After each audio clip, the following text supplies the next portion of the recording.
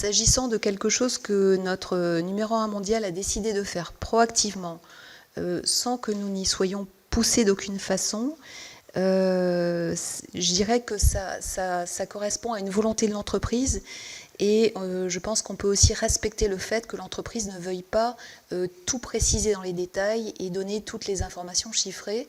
Je crois que ça n'interfère pas dans la compréhension, l'explication de cet incendie et les leçons qu'on pourrait apprendre de cet incendie. Je ne partage pas votre analyse des choses. Ça fait partie des missions de notre commission de savoir de quelle manière les indemnisations sont prises en compte et de quelle manière le préjudice est couvert. Le président de Lubrizol a dit dans cette maison qu'il faudra en sorte que tout le monde soit indemnisé. Au-delà d'une responsabilité civile qui est juridique par définition et qui fait que si vous avez une responsabilité, ce qui n'est pas encore établi, j'en conviens, dans cet incendie, vous avez une obligation d'indemnisation.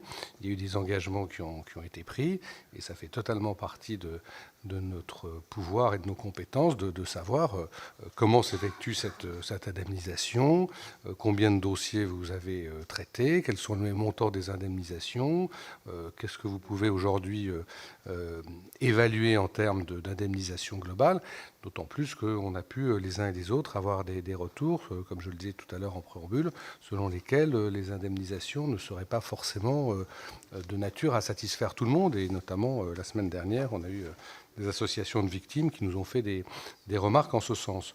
Donc l'argument selon lequel, compte tenu du fait que c'est uniquement par philanthropisme que vous indemniseriez les gens, et que de ce fait ça ne nous regarderait pas de savoir dans quelle mesure et à quel niveau ça se fait, c'est un argument que l'on ne peut pas entendre.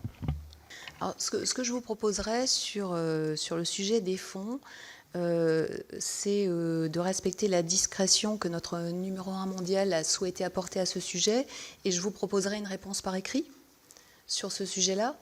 Mais la discrétion, vous pourriez l'opposer si je vous demandais la liste des personnes ayant été indemnisées, les montants qui ont été touchés, ce qui n'est évidemment pas le cas. Je pourrais tout à fait entendre l'argument selon lequel il faut une certaine discrétion.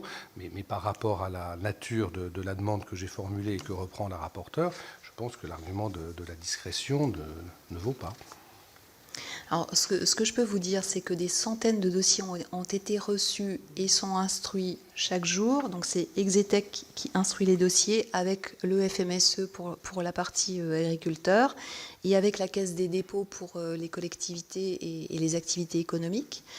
Et concernant les particuliers, nous avons reçu un grand nombre de demandes de particuliers, surtout dans les jours qui ont suivi l'incendie. Nous en recevons moins ces jours-ci, mais toutes les demandes sont instruites par notre service juridique.